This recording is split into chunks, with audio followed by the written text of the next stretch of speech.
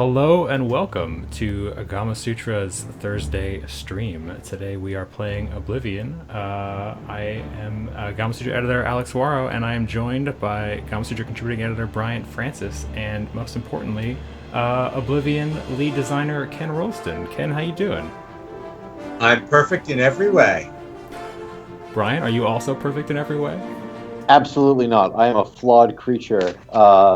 Like the very kind of flawed that makes humanity so wonderful and so worthy of survival in all those science fiction stories where someone tries to wipe out humanity and someone has to talk about how flawed they are. That's actually happened in Wonder Woman, which I got to see a little early, which is also cool, but I'm going to stop talking about Wonder Woman now and just say I'm doing pretty well. Okay, and I threw my back out yesterday, so let's just get right into it.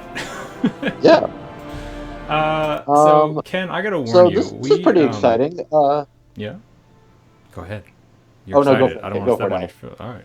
I just gotta warn you, Ken, and all our viewers. We streamed the opening of Oblivion last week, and it went swimmingly, except right in the middle we looked at a piece of cheese, and my whole PC just locked up and died. So no promises that won't happen again, but we'll try to keep our eyes off of anything dairy. Go ahead, Brian. It's like the worst kind of lactose intolerance. That's right. That's good. I think we might be getting some bleed from another computer's audio. Oh, yeah? That's not okay. Well, what are you hearing over there? Does it sound like... That's not me speaking. You just heard me speaking, so it's coming from one of these devices. Do you have the Twitch screen up while you're talking to us?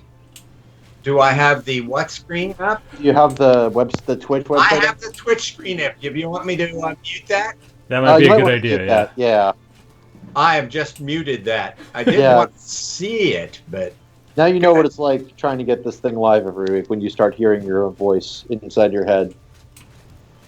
Yes, now I'm not nearly so schizophrenic as I was a minute ago. Yeah. Ken, I was surprised, when we first started corresponding about this, you mentioned to me that you had sort of been idly considering doing some of your own live streaming, some of your own YouTube video production, and I kind of wanted to get, sort of pick your brain about what you think the value is there and what makes you excited about returning to older games and sort of sharing your experiences working on them. Well, the larger concept is that I don't believe that any work of literature or art, and this, I must admit, is light classics, but this is a form of art, depends on the creator, the text, and the viewer or the reader. And I'm always very interested in the various different ways that people, they write criticism, and in terms of games, they also do Let's Plays.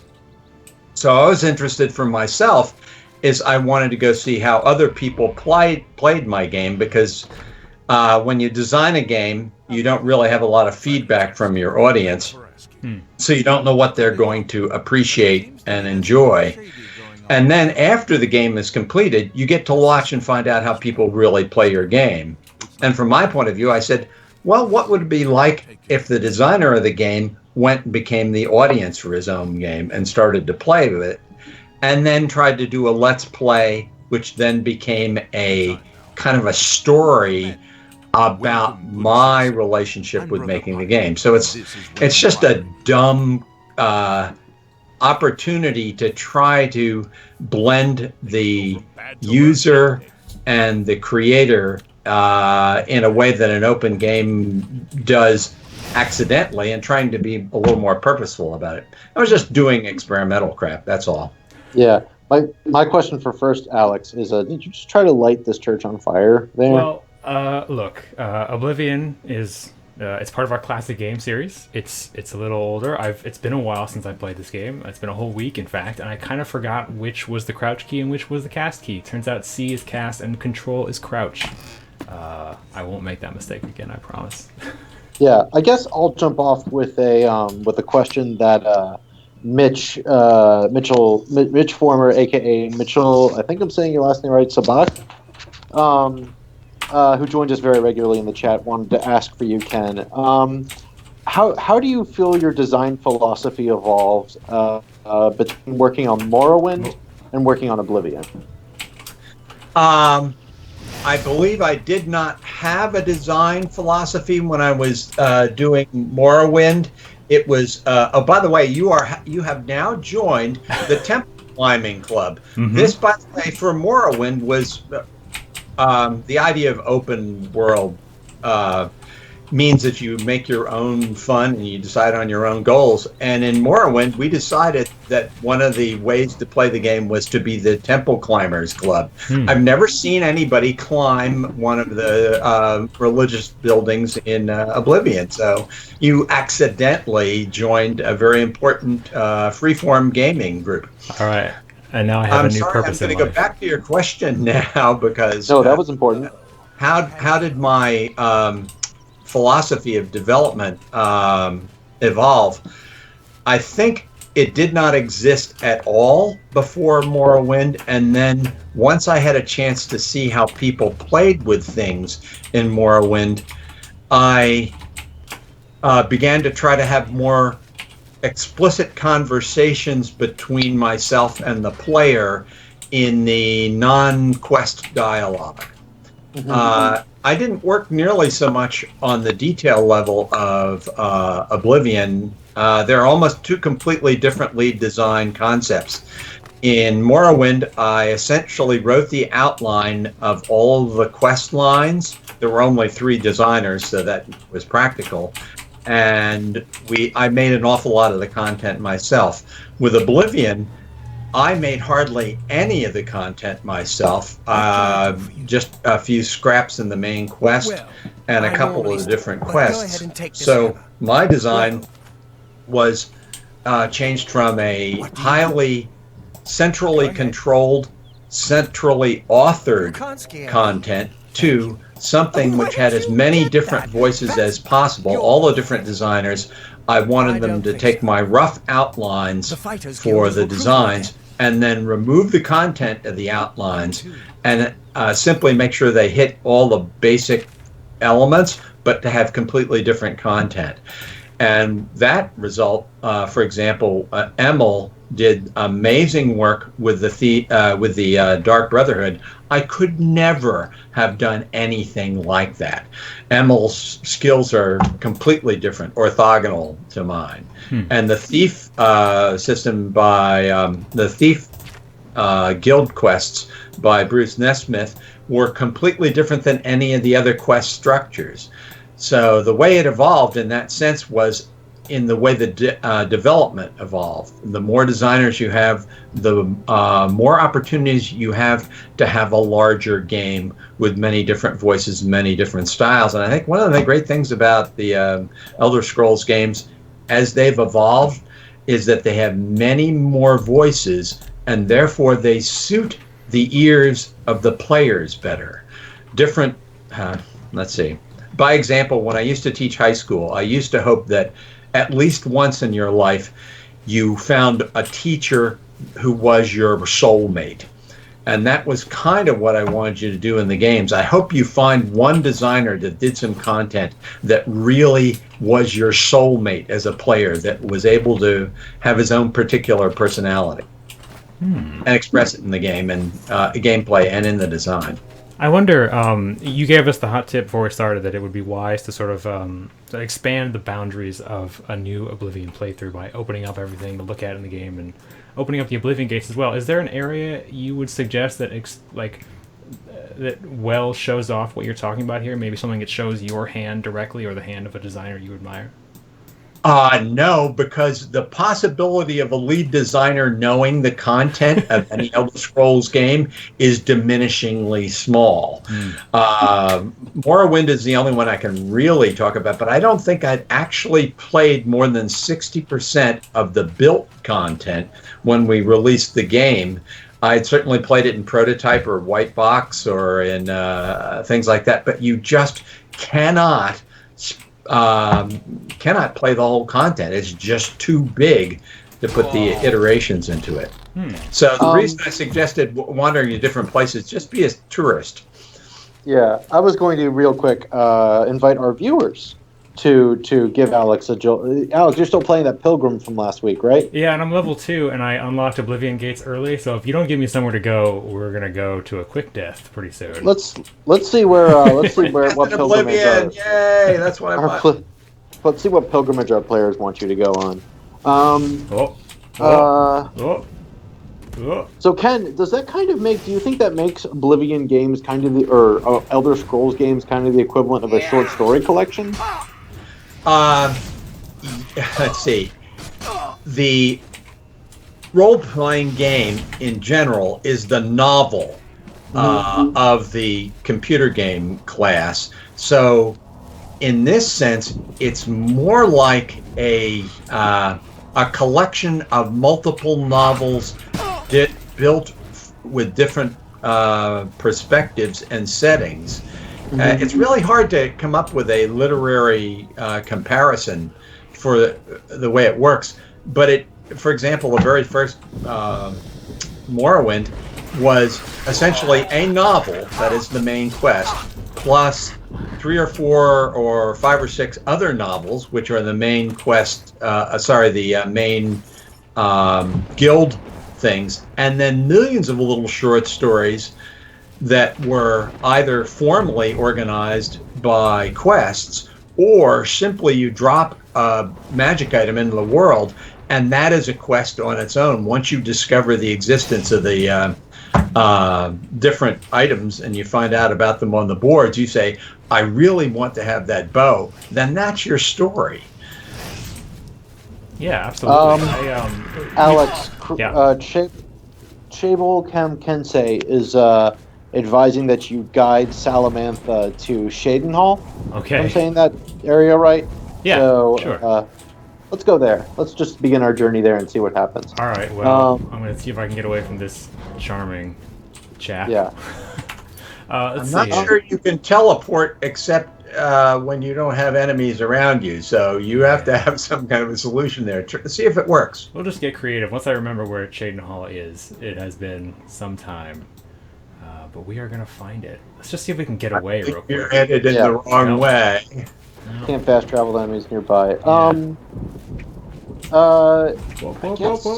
next question for you, Ken, while Alex is trying to survive here, is what did you think? Like, we're talking about fast traveling right now, and you were sort of. I know, whenever anyone's making a big fantasy game like this, you want players to experience the world and experience some kind of simulation. But why did you all decide to implement a fast travel system that worked the way it did? And how do you feel it affected that relationship players have with the world? I think I learned the most about that from Mark Nelson, who was really like a second in command at that point for Oblivion. He was also a designer on Morrowind. He hated the concept of fast travel, and Todd Howard wanted to have fast travel, and I think I fought it in a kind of a casual way, but Mark fought it in a principled and heartfelt way. And both Mark and I were dead wrong, and Todd was right, that what it did is it served the needs of the user. The player can always choose to walk if he wants to, but his ability to fast travel lets him use the game in the way he wants to use it. I think it was foolish of us to believe that our experience of Morrowind should be the determining way that the game should be read. And I'm really glad that Todd, in almost every case, whenever Todd and I disagreed, Todd was right and I was wrong. I'll springboard off that question to kind of because we hopefully, this chat, we're aiming to talk to developers of all stripes, be they experienced or neophyte. And I'm kind of curious how you and your fellow coworkers on this game handled disagreements like that. Like, how did you, creative stuff like that is kind of a weird place where you have to either have faith that you're right or someone else is right. And when no one's sure who's right, you have to, I guess, debate it. Hopefully debate and not argue about it to some extent. But how do you, as a team, come to a kind of consensus on those things? I think there are many different roads to enlightenment in this department, and I characterize Bethsoft in the most positive way as the raised by wolves school. All of us are very, very independent and sure that we're right. And we fight like cats and dogs, but I think conflict is very good in this particular sense that we all shared love for one another's peculiar points of view. And also, we were so lucky by the time we're working on Oblivion, is we knew we had done something that nobody else could do, and therefore we felt very good about it. But none of us were really particularly sure we knew how we had done it or what kind of basic principles made it art. And we felt like they were always evolving. So that process of conflict was part of the fun of it. And I'll say, particularly in the case of fast travel, Todd, almost in all cases of the design things, Todd, as the producer, had the capacity to rule programmers to secretly or above board go ahead and stub in something as a prototype. And once you've got the prototype to use as an argument to beat your companions with, you're almost certainly going to win.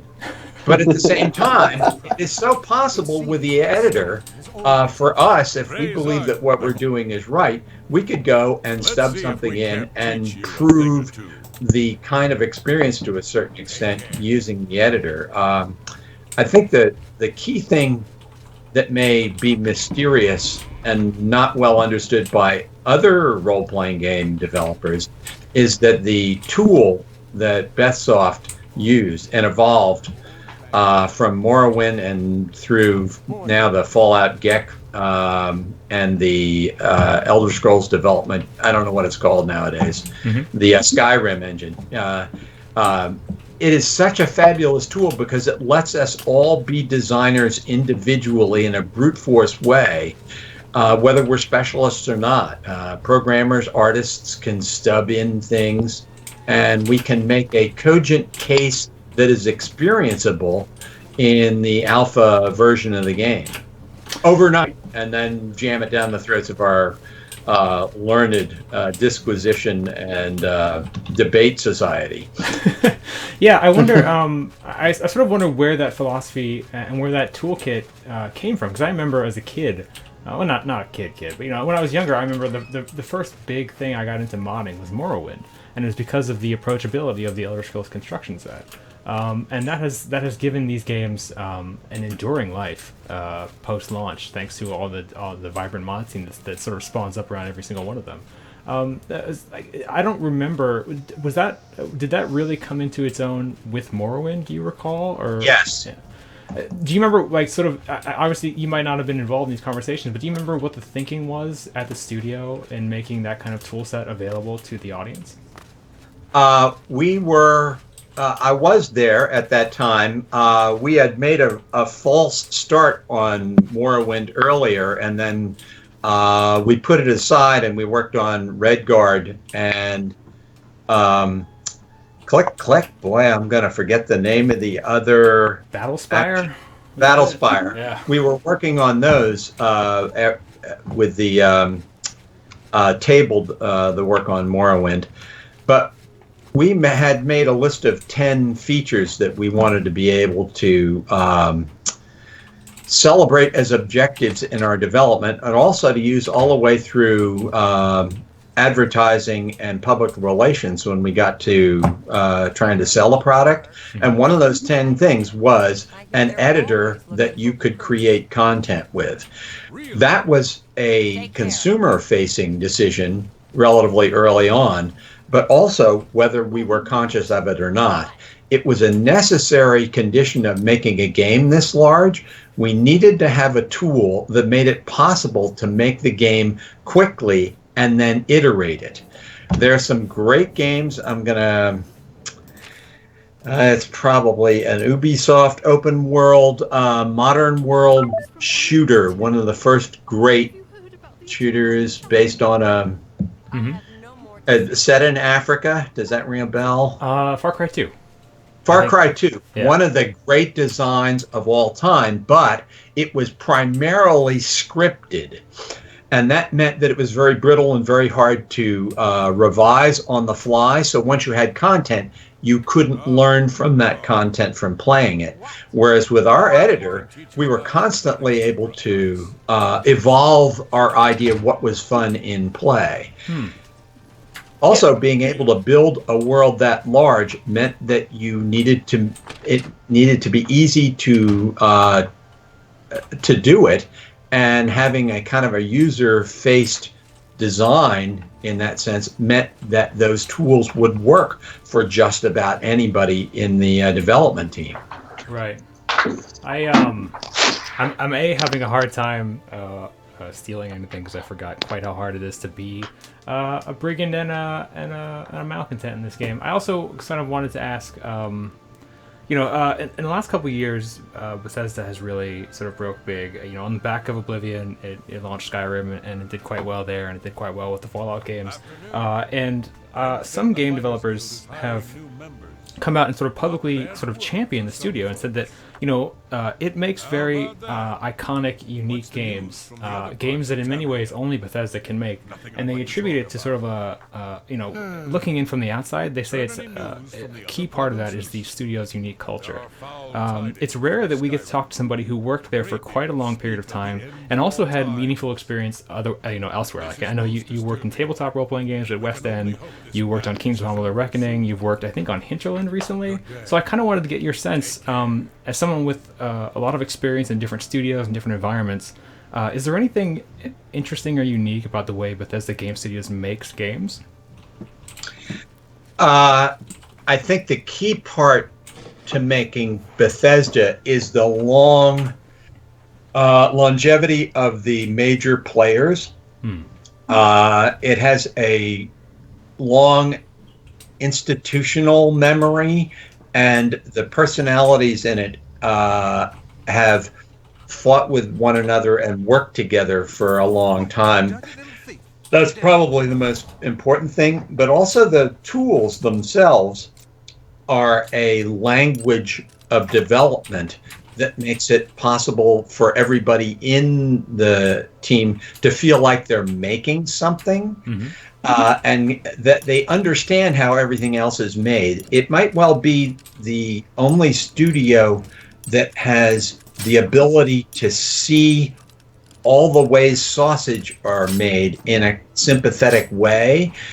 I think something like Ubisoft, with its very, very large teams who all do very specific tasks, that is a very high polished production model. That might be a Hollywood model for making great polish. But I would also say that Bethesda is about not making polish. And I don't mean that in any way negative, that there's a level of jazz to what's going on rather than classical music coming from a script. If it isn't clean but it's fun, we can understand it. And that comes partly from being able to make new stuff, but anybody can just go in and see how it's done and say, oh, I understand that. Maybe we could do this instead. And I think it creates a development environment where everybody feels like they understand at a higher level of sharing what other people do and how what they do affects day-to-day development. Nice. I think we lost. And they have ownership. I should have said ownership. You can break things and fix things very quickly and then have somebody make them better.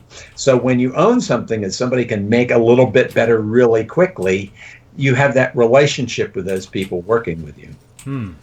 Yeah, I think we lost Bryant there for a sec. Brian, are you back, or are you still somewhere in the I'm back. I'm back. I was yanked out of the room by dark-suited men and had to fight my way back. It was very quick. That's very bold of you. He's probably been impregnated. If there was an ovipositor involved, Bryant, you probably you want to have that looked at. They just probably wanted money. Brian, this is Los Angeles. Are there any hot suggestions from the chat on what we should do next? Because I tried to get into some thieving, and it didn't go so hot. Chat. I'll give a shout out to the chat again to invite them to give suggestions for Alex for what kind of adventure he should put himself on. I don't even know, what do you do in this city? Like, I didn't make it this far in my brief adventure into Oblivion, as we talked about last time. So I don't even know what the central story of this city is myself. I think the important thing, for example, if Alex wants to have more fun, is to stop doing the things that he's struggling doing and just deciding he wants to do something else. For example, the lockpicking interface is probably not one of the finest moments of any immersive open world game.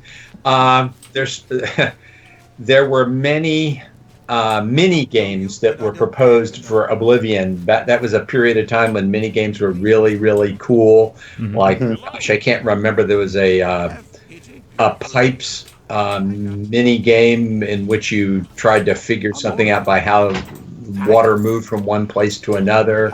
That was a very hip. That was BioShock had that one around the time. Precisely. Right. So that was the flavor of the month at that time, and you are fortunate not to have had a armor repairing mini game. And for example, the Speechcraft mini game in this thing is certainly not one of our finest moments. And I bless Bruce Nesmith for making it as not horrible as. Oh, that's a nice pose. That's a good statue. It's very nice. Now what you're doing is you should just try to attract people to how beautiful you are, Alex. Okay. Pose in different places, look fetching. I'm going to need some snazzier duds, yeah. Yeah. Now the quest is getting clothes. Yeah. Actually, jumping on lockpicking real quick, Nat Kidno would like to know, is there a specific reason why lockpicking pauses the game as opposed to Morrowind where it's real time? There might be, and guess what? I don't remember. I believe that it is a more immersive simulation to have the real-time passing, and I believe we could have felt that was inviting the player to expect more from the experience than we had any intention to provide. Lockpicking, and for example, one of the great sad things is pickpocketing. Never has been the exciting, immersive, open world experience that it could be. And that's another great thing about Bestsoft. We're perfectly willing to give you a substandard quality of experience if it still gives you the choice and you can continue to have some fun with it. Yeah, I kind of want to dig in that a little deeper because, as I alluded to earlier, you spent some time working on tabletop role-playing games. Specifically, I remember from my own youth a game called Paranoia. Stop right there, criminals. Yes. I'm in trouble. Hang on. I'm just gonna back away slowly. So as I extricate myself from this particular predicament, tell me a bit about, if you can, about how your experience writing and designing tabletop games influences the way you go about making video games. The virtue of having been a paper and pencil role-playing game designer meant that I spent a period of time creating worlds and publishing them within, say, 6 months. So that meant you had to, out of nothing, create a world, make it coherent, and publish it immediately, and then throw it away and go on to the next one.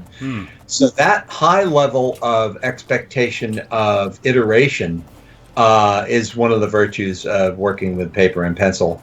And particularly for Morrowind, by the way, I celebrate you, Alex, for figuring out how to solve the problem. Running from it almost always is the right approach. That's how I solve all my problems. Did you just totally steal a horse? Grand Theft Horse. Absolutely. Head for the horizon at this point, and then you get to become a tourist. I may have lost my thread on that question. Bryant, did you remember anything of what I was saying? You were in the middle of you were just starting to explain how Morrowind related to your tabletop experience, where you were building worlds out of scratch and getting them to work in a few weeks. And iteration, I think, was a key theme there.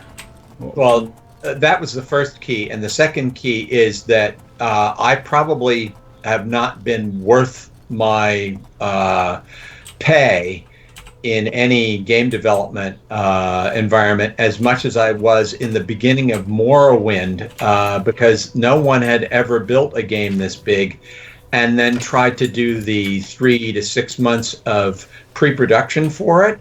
And because I had done paper games, I could create a Bible out of nothing quickly that had little elements of connection between characters and towns. And knowing to do that, that everybody should know that every town has N number of people in it, and that each of those people in that town belong to one faction or another. And for example, that a guy living in one house belonging to the Thieves Guild and a guy in another house belonging to the Thieves Guild meant that they were friends in some way. What it was it created a large number of intersection nodes in the setting that you could build a coherent story out of. And I knew to do that because you need to do that for tabletop games, but I also knew how to produce it and then give people the opportunity reading my documentation to say, oh, this character could fit into my story, or this guy's got a personality that will fit really nicely into the story I want to tell. And all of that work is brute force spewing. And it's the kind of spewing that very few writers ever need to be able to do. So a paper and pencil guy does it normally and I won't say throws it away, he ships it and moves on to his next one.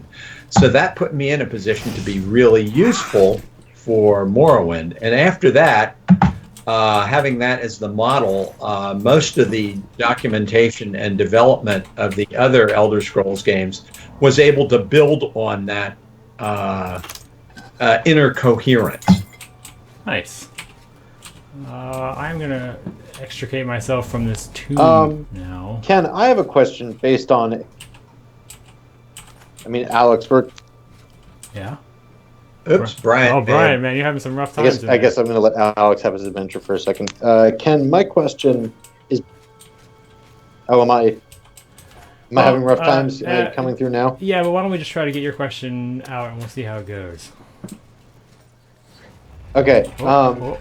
Ken, I last time made some comments saying that even though I've enjoyed my time in the world of Elder Scrolls, every time I pop open a game, whichever one it's been, I've always felt this very arm's reach between me and many of the motivating factors behind the world, like the factions, the quests. I'll care about if it relates to a character I can see in front of me or a location I can understand, but I always felt this distance behind the giant book of Morrowind lore or Elder Scrolls lore and what was in the gameplay. How did you sort of view all the work that had been done on the Elder Scrolls games at that point and all that's, all those story, character, and relationships, and how did it affect your approach to getting players to integrate with it? I think every player needs to have his own attitude about the way he involves himself in the game. Mm-hmm. And the great thing about the Elder Scrolls games is they support both a navel-gazing indifference to everything in the world. That is, just running around and stealing things is a thoroughly satisfying story to tell. Oh, you had a bad day. Yep. And on the other end, there is the degree to which the Elder Scrolls games now have a life online, where people are interested in that setting in a very deep way, and they're immersed in the factions and the relationships of what they do. So my sense is, looking back at the Arena game and the Daggerfall game, they were important models that I could use. Just as an example, the creation of books in a game that you could read. They can be used in a lot of different ways. They can immerse you in the setting. They can simply give you flavor, or they can give you skills, and therefore you don't care about the contents of the books. You just want to collect every book. Mm-hmm. So the more junk you put into a game that nonetheless seems at least at one moment or another during running around, to seem logically connected to it, to another thing. Whether you actually give a shit about that or not is not what's important. It's the illusion that it all makes sense that makes it a more immersive game.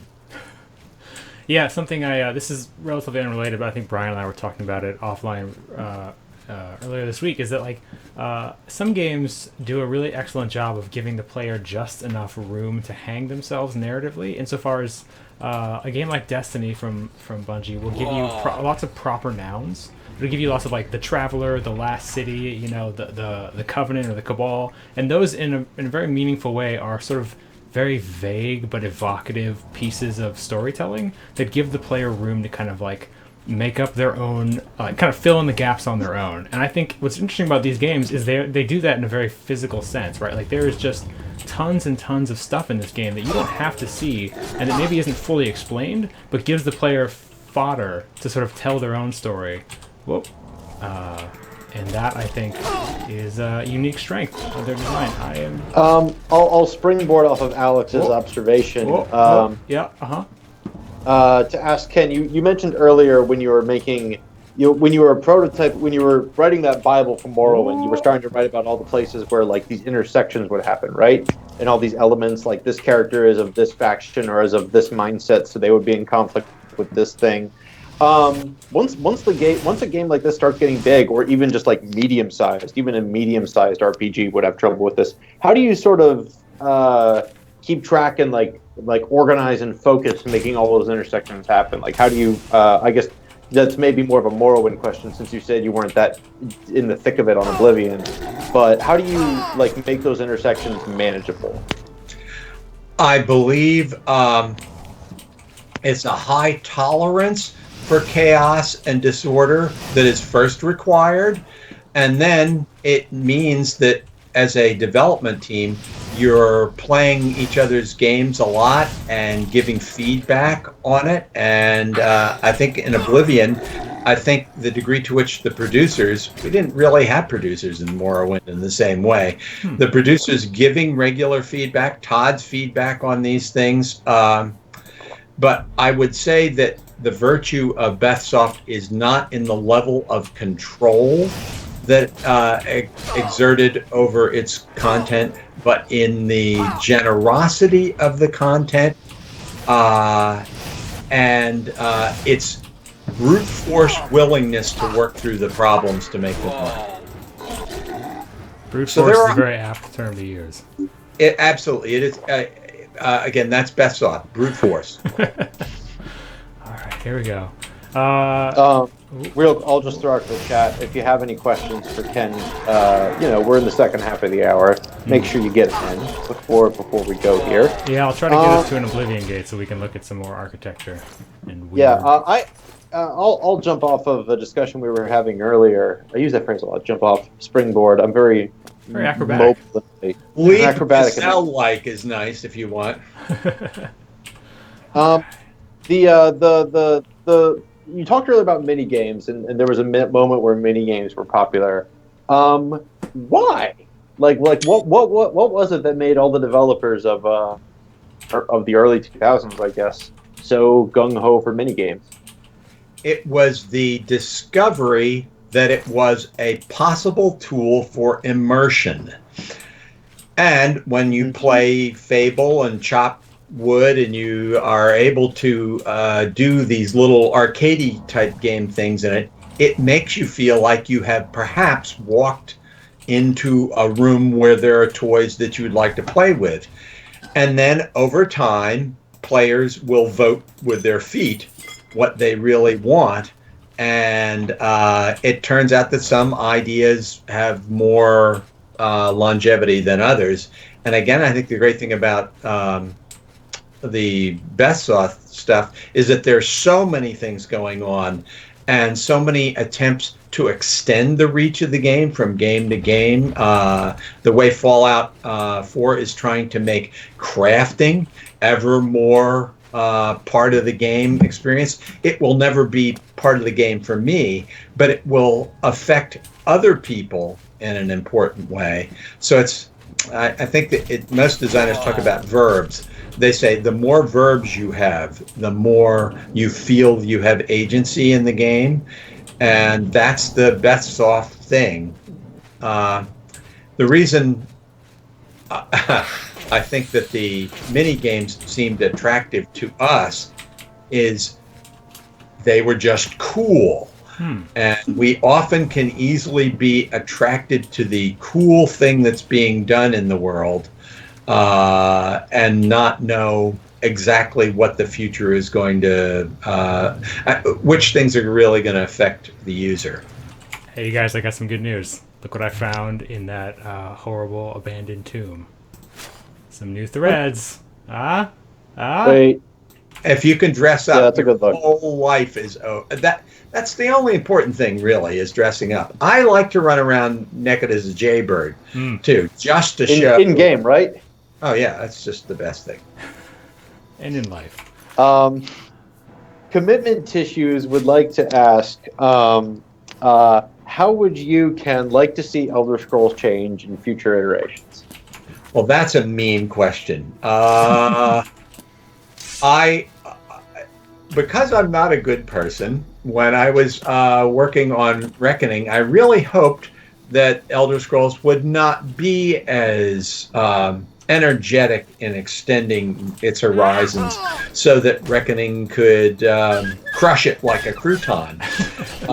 That would be ideal for me. But unfortunately, Skyrim is just marvelously better than Oblivion. And in many ways, my favorite version of Fallout is the New Vegas. And all of that content and the way it's put together entertains me. So the way I would like to see future Elder Scrolls games is that they get more passionate, undisciplined, strong-minded people to run at the barriers at the four directions of the compass and to create as much trouble for the producers as possible in terms of resources and focus, and just barely get it back together again for when they ship it. I want them to suffer like we suffered in Morrowind to create a revolutionary game, and I celebrate them every time they push themselves into a desperate corner to survive to just ship a game. That's what I want them to do. Was there one particular memorable thorn during production on Oblivion or Morrowind that really stood out to you as something that you put a lot of time and effort into, or that you really wanted to change that didn't quite come together the way you'd hoped? Oh God, what an well, no pressure. There is. I can give you. Partly what I'll do is I'll try to tell stories of myself about what kind of an idiot I was. I had among the top 10 things for Morrowind that I thought our game was going to do. I thought it was going to be an interactive novel, sort of like a hypertext novel, because we had hyperlinks to all the elements in the journal. What happened was that I had that idea and never tried to make it any better, and it was terrible. In fact, it was a negative feature of the game. So would I in the future want to try to find a way to make hypertext novels out of the journals in a Elder Scrolls game? No, because I'm way too lazy. I think it could be cool, but I'd rather be dead than try to do that kind of work. Another example of things that we just never had that. Ken, have you checked out Tyranny yet? What? Excuse me? There was a game released late last year yet? by Obsidian called Tyranny. Oh, I did take a look at Tyranny. I must admit, it did not draw me in the way that the other games have drawn me in, and I'm still not clear in my head why.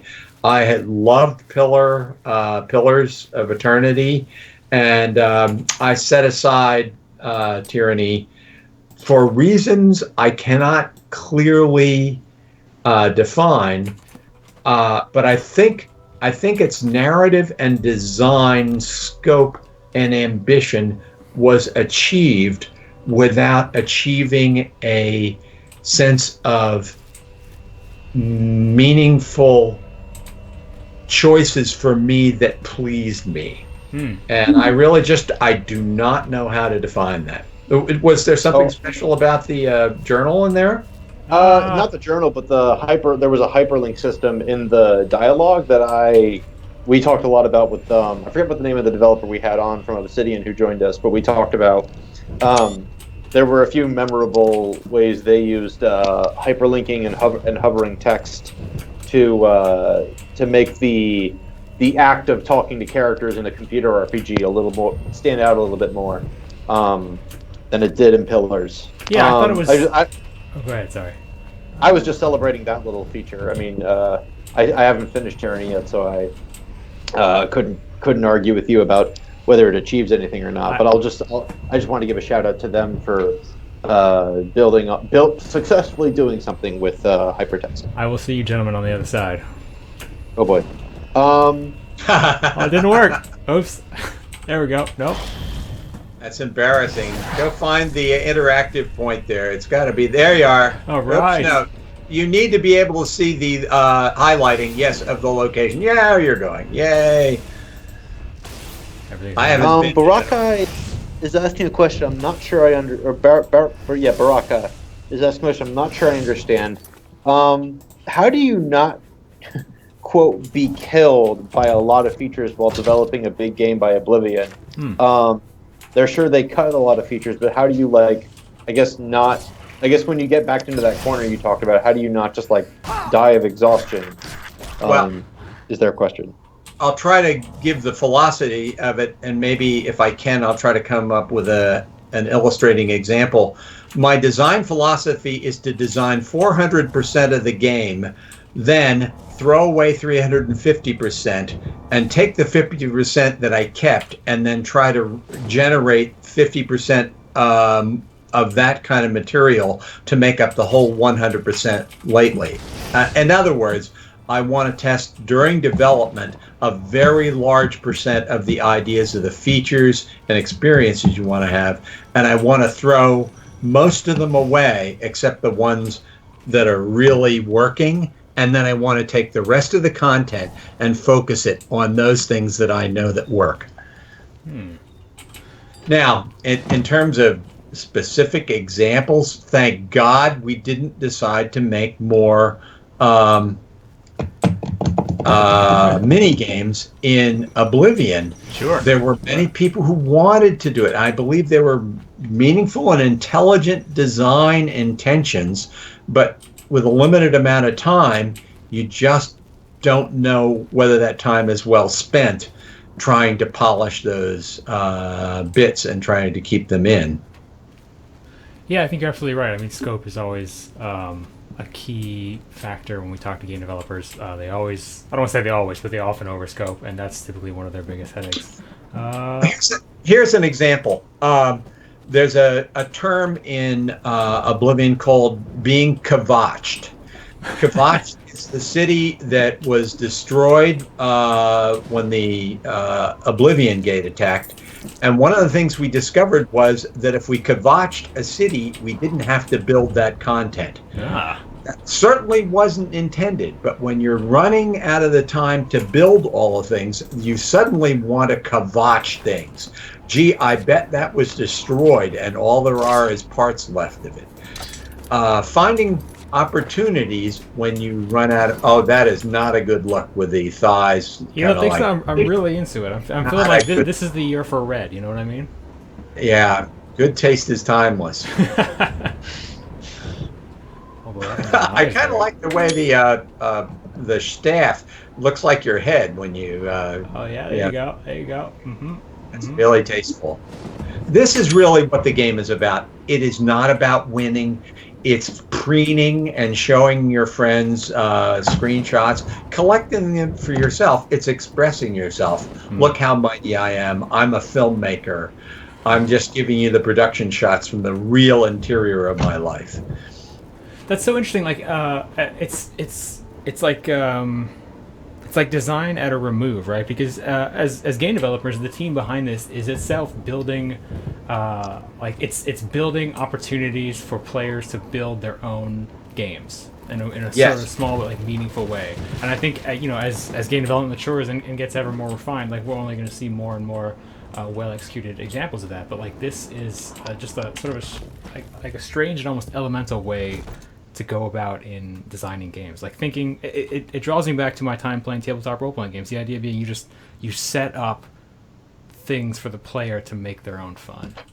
Well, And also, don't forget the paper and pencil game revolution, Dungeons and Dragons, created a genre of narrative which, in the fantasy setting, almost anything goes, and there are tons of different literary materials you can steal from to make a fantasy setting.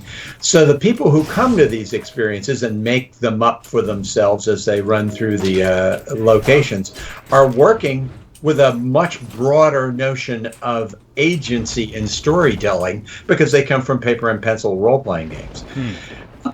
So that it fits the zeitgeist,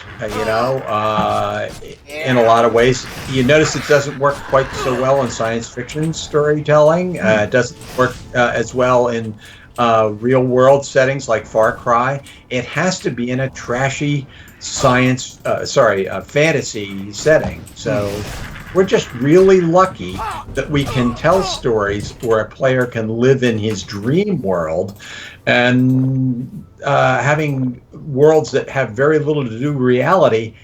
That comes from Gary Gygax and Dungeons and Dragons.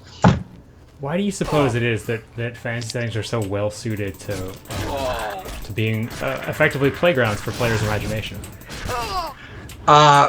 Because the archetypes are so vividly drawn and exaggerated, and they give you examples of ways you might make your own archetype more vividly drawn. They also have a moral compass that allows you to play around, like the original Gygaxian notion was you were either good or evil or chaotic or ordered. And those are very powerful ways to imagine yourself in conflict with other things. So there are a lot of, they're probably Jungian tools to play around with storytelling. And then you have so many different models of people, professionals, writing stories and telling them that way. So, you have a lot of tools. Boy, Your culture gave you a lot of tools for fantasy to make up your own stories. I tell you what, I had forgotten just how much the world of Oblivion looks kind of like a heavy metal album cover. Pretty interesting. Not the whole world, just this one. And I happen to love the worlds of Oblivion, but I happen to think that from my point of view, this is an opportunity missed. I would have loved it if we had these worlds have intelligent people in them. For example, the Dremora are models just like role-playing, all your player characters. They have speech. We could have speech for them. They could have their own stories to tell. You could play a Dremora. And a different design of Oblivion would have been where you go to these places and you find there are different factions here. And yeah, sure, they want to, invade the Earth, but there's some guys you kind of like. And they might be nice guys, or at least they're evil in a way that you find compelling. And I admit I didn't play very much of the Sheogorath's stuff because I retired immediately after making Oblivion, so I didn't. I was ready not to play games for a while. Fair. I would have loved if these were all worlds where different kind of people who were devils or lunatics were compelling people who had different stories, and you say, well, I'll ally myself with this bunch, like it's all gangsters or militia people or something. Yeah, that'd be awesome. I gotta say, I'm having a blast chatting with you. We are coming to the end of our hour, so feel like I should let you go pretty soon. Before we do, there's a question we like to ask all of our guests, which is sort of broad, but please feel free to answer it however you like. Is there any advice you would give to other game designers? In a broad sense or a very specific sense? I unfortunately have a very broad sense, which would be inexhaustible in the time here. Mostly it's take notes and think of yourself as a game designer, as a person who is archiving every idea you ever had about a game. And then part of your job is to mine that archive for your own design purposes. But even more than that, it's when you talk to other designers, you have a coherent language and syntax of design. For example, I think it is the obligation of every role-playing game designer to list his 10 favorite quests and then why he likes them. And I am shocked to find out how many people have no idea what their favorite quests are. And couldn't tell you. There are people who want to design role-playing games, but they have not collected their Bible of examples of what, when they were playing, were wonderful. So that's sort of like, I want every designer to become a user, learn what's good about a game, and then try to make his designs good in that way. And to be able to communicate with other players and other designers about that. Yeah, I was. That reminds me, real quick. There was a former colleague of yours who now works, I think, or a couple years ago, works on Elder Scrolls Online. And please forgive me, I've forgotten his name. I think it might be Alan. A few years back, he submitted a short story to Gama Sutra about some of the important lessons he learned about game design from working with you, which I thought was a very kind thing to do. And one thing he noted there was that in his time working with you on Morrowind and Oblivion, he noted that you stayed very up on what other games were out. You played a lot of games, and then you would come into work and talk about them and use them as sort of a common language to talk about design problems. And I thought that was like really remarkable. I know it can be very difficult for game designers who spend 12-hour days working on their own game to go home and play something new. It's true. I think also another way to look at it is to, if you can't do that personally, make sure you know which guy on your development team or part of your fandom is the guy who does that kind of game playing and can serve as an informant for you. So partly be your own informant, but assume that there is somebody who is more obsessive and more completist than you are, and therefore knows everything about games, so that you can steal ideas from him. That sounds like great advice. Steal ideas from the best. Here we go. All right, I should probably take us out here in a minute. I'm gonna die. Brian, any last minute questions, thoughts, concerns? I throw away my last minute questions so that I can get Nakidno in from the chat. Bethesda games have, for the most part, had a balance between player action and controlling a character in the world, quote, traditional role-playing. The question asked is, what do I want to do versus what makes sense for my character to do? What are your thoughts, Ken, on that particular balance? I think if you are constantly ambivalent about what you should be doing, the design is perfect. I want you to constantly say, I can't do everything I want. I want to do what the game affords me to do.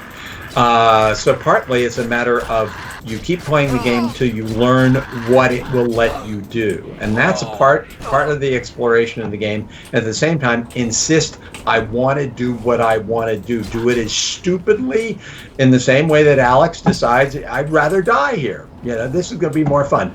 I definitely decided that. That was definitely on purpose. Yes, dude, right away. All right, I'm going to go ahead and take us out here. Thank you. Or Brian, actually, you are much better at talking about social media. Twitch. You want to take us out real quick? All right. Yeah. Thank you all for joining us for another wonderful hour on the Gama Sutra Twitch channel. Thank you, Ken, for joining us today. I would like to ask, if you just joined us today and you're just finding out about us, we'd like to invite you to scroll down and click the follow button, so that you can get notified of the other interviews we're doing with other great designers all the time. If you would do that, you can also find us on Twitter, at Gamma Sutra. You can also find us at gamasutra.com. Ken, if people wanted to read more of your thoughts or ask you questions about making games, where would you send them? To K Rolston at Gmail. And I have no idea. Never really thought about it very much. But I'm trying to pay it forward.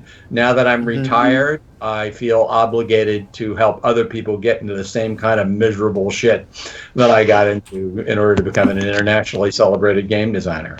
We'll find out if that is revenge or charity at a later date, I suppose. So thank you so much, everyone. See you tomorrow. We're going to be back with another stream with some other developers tomorrow. Bye. Play nice. Bye bye. This is gonna take longer than I thought. Oh, there it goes. Goodbye.